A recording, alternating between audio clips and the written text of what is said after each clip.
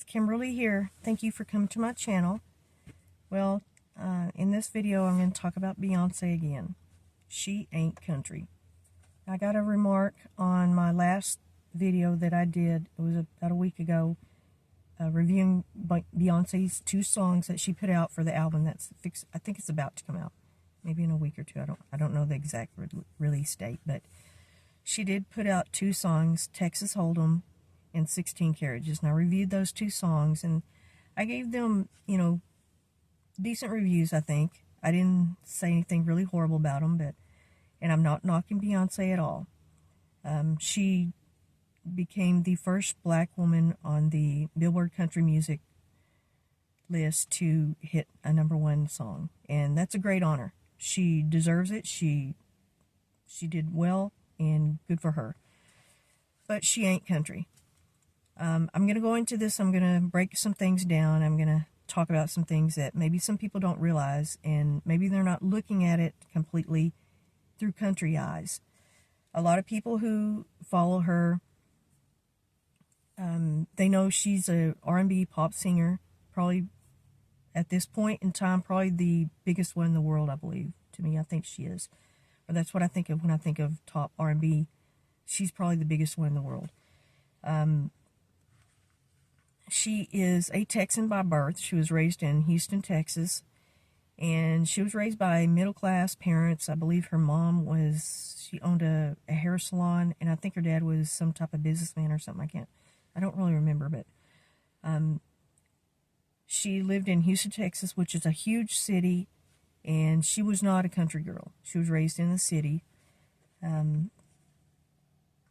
I was raised in the city, and I've also lived in the country. I grew up in the city, but I grew up in a part of Texas and a time in Texas where it was very country, even when you lived in the city. I drank out of jelly jars, mason jars. Sweet tea is a horrible addiction that I have to this day, and I have to try to control that by drinking Cokes. If not, I would drink a gallon of sweet tea per day. I said in the other video, I said a few things. I think drinking irrigation water, fishing, hunting. Have you ever jumped in a lake to dislodge a stuck trot line? Me and my sisters have had to do that. Did you run into the house, drop everything you were doing, playing with your friends, just so you could watch Hee Haw? Okay, that's a country girl that does that. This is something that maybe people don't know unless you're country. You're really country if you know this. Eating a lot of cornbread makes your poop yellow, okay? That's how country, people, that's what we know. I don't think Beyonce was out feeding the butcher hogs or feeding the chickens and collecting eggs, and I don't know if she knows how to ride a horse. I really don't know that. She may possibly, but I think I said something in the other video that, I could tack up a horse a lot faster than her, and I still would put $1 million bet on that. And my sister's been bucked off a horse before. I've been almost bucked off, but I hung on, and, thankfully I didn't get a concussion like her. And I was going to talk about some of the music we have here in Texas. It's called Texas music. We actually have our own music here. And it's kind of like a blend of country, rockabilly, fusion rock, I want to say bluegrass. It's a lot of different flavors of music that make up Texas music. It's a unique style of music. It's my favorite kind of music, actually. And I think there's 2 groups that actually, the Eagles, I'm going to make honorable mention of several musicians that have kind of converted to country music. The Eagles, they're a rock music band, but they did put out some songs that were kind of country-ish, like 7 Bridges Road, Desperado, I think Take It Easy, Lion Eyes, Take It to the Limit. There's some of their songs were in the movie Urban Cowboy, and they weren't converting to country music, but they did really well, and they made it was really nice music, and you could dance to that music. You could dance two-step and other country songs to that music. The Osmonds, they started out as a barbershop group as really young kids on the Andy Williams Show, and then they went into rock music, and they did really well.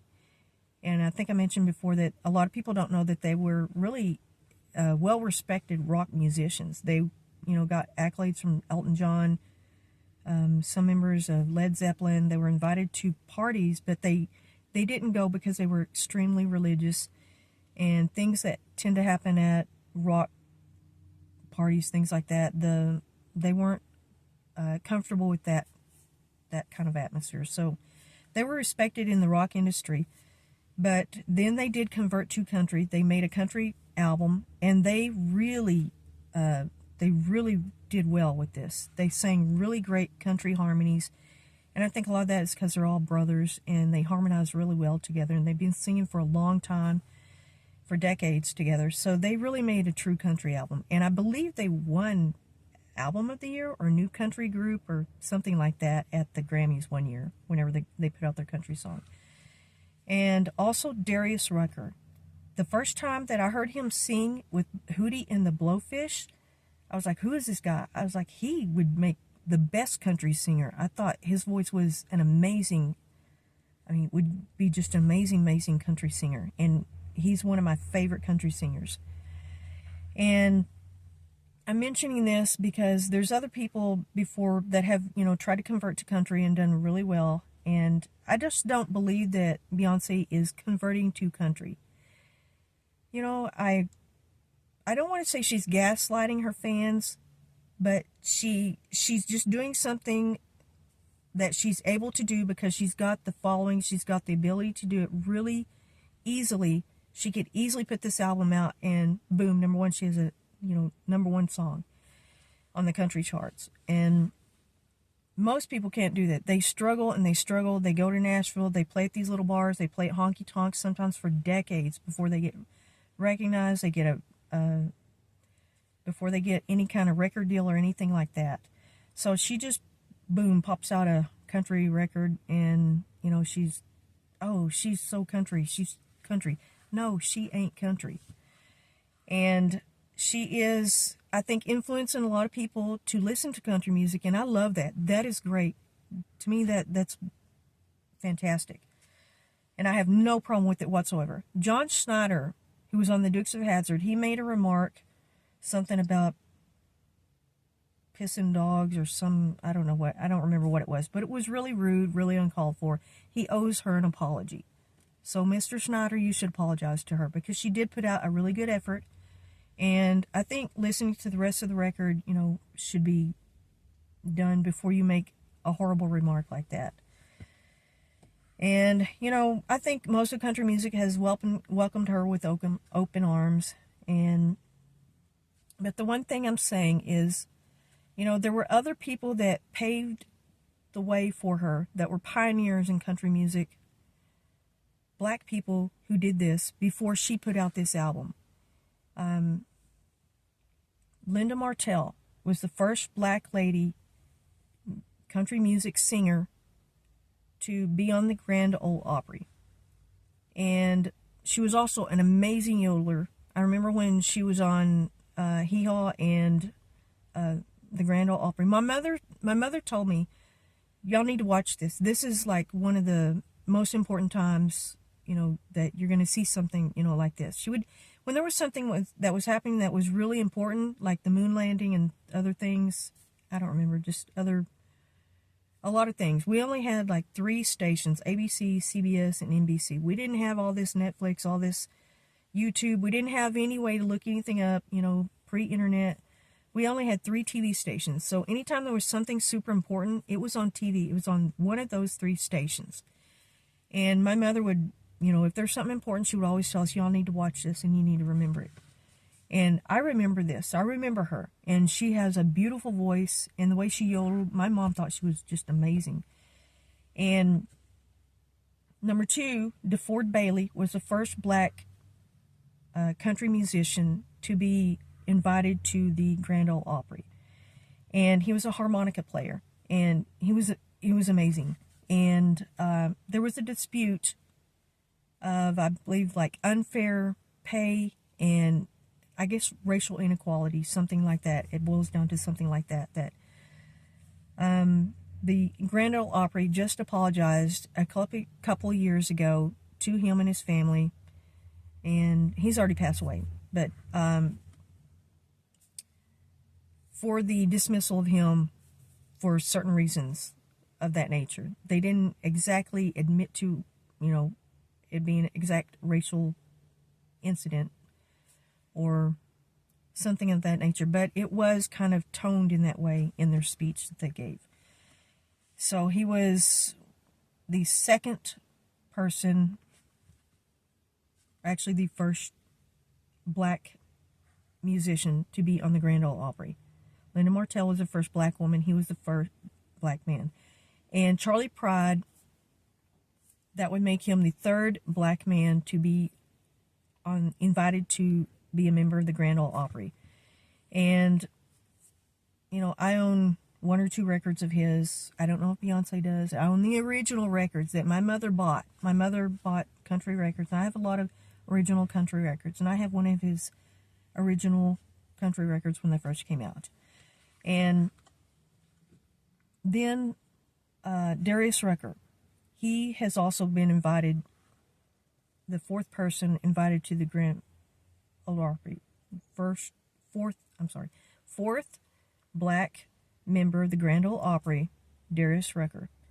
And he is, like I said, just an amazing singer. The first time I heard him, I know he was in a rock music group, Hootie and the Blowfish.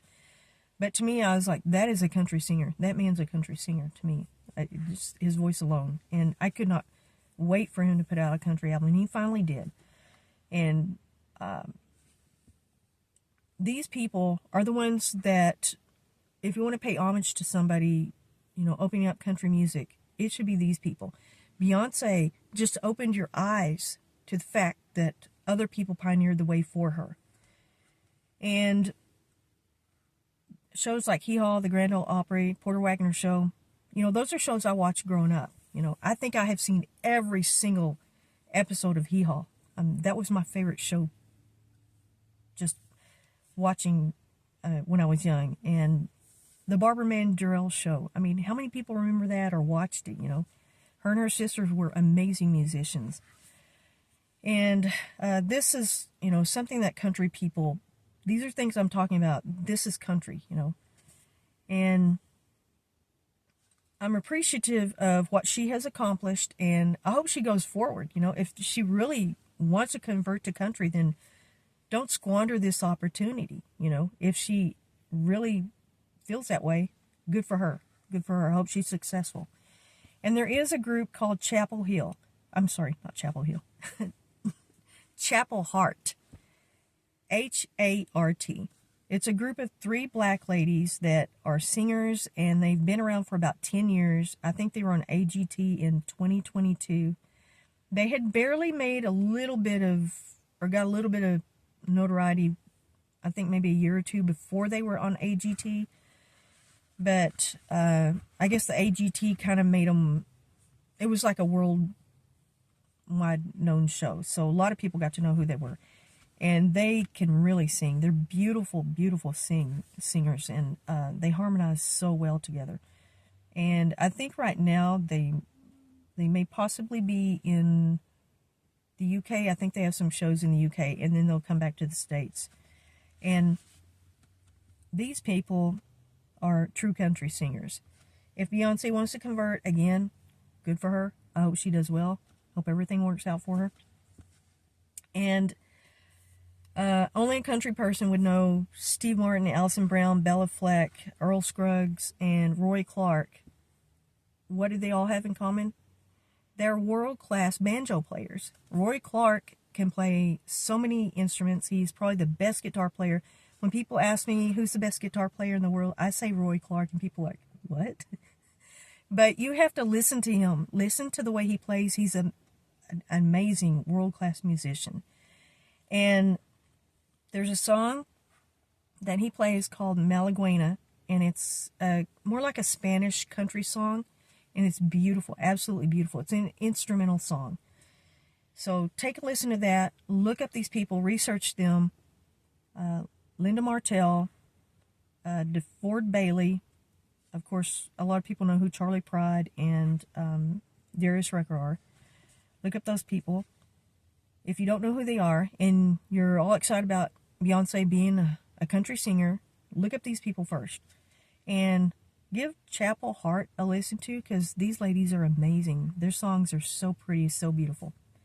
Okay, that's what I have to say about that. Again, my second video about Beyonce. I truly love her. She's a great singer, and I said this before, that I think she's truly a very nice, very decent person, and I think that goes to her Texas roots. I think she was raised the right way. I think, you know, just because you put on a hat and boots, that don't make you country. That's like a costume. She's an entertainer. But again, if she wants to push her way into country music, the doors are wide open for her. And don't squander it, and don't make a fool out of people. You know, she needs to honor the people that came before her first. Thank you all, and y'all have a good night.